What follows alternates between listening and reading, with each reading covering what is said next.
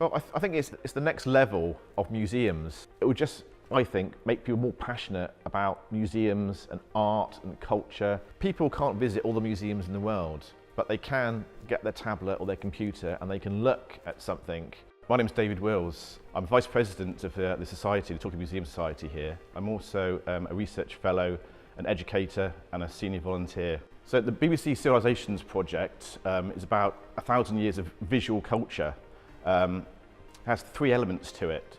The first element is a series of events happening up and down the country. The second element is an app being launched, which is why we're sitting in front of the mummy behind us. And the third element is a documentary which is currently on BBC Two, and it'll be shown for the next 3 weeks, 9 o'clock, and it's all about civilisations. We actually rung up the BBC and told them we've got an incredible collection and maybe they might be interested in it. And they literally bit our hand off, and after that conversation they came down, and that's when they started scanning the mummy behind us for this new app. There was only 40 items actually picked nationally. Augmented reality is a variation of virtual reality, which you hear a lot about now.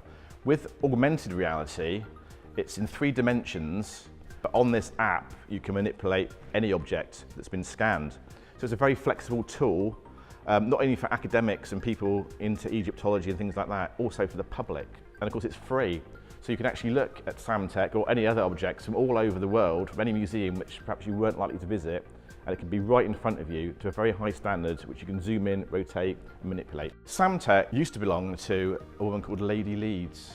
And Lady Leeds was the daughter of the Singer sewing machine empire magnate. He had a lot of money, and that enabled his daughter to travel around Egypt. But until the 1950s, actually Samtec behind me was a kind of coffee table display, and it was actually a talking point in her front room.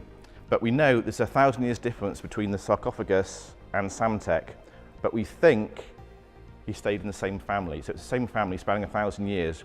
The actual sarcophagus, even though there's no name on it, it does imply that it could be of royal status, so he's a very important little boy.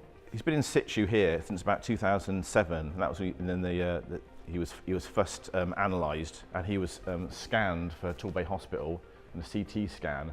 So a lot of the information today has been kind of non-intrusive.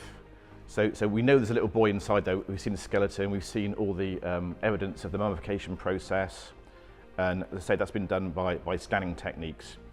But if you want a little taste of Torquay Museum, your best bet is to look at Object of the Week on Facebook or Twitter, and then look on our website. From our website, you can explore our collections, and a lot of the things are digitised again. Not in the same quality as Samtec, he's a pioneer, but you can explore a lot of our collections from that website, and that would be my first point if I wanted to put some in that direction.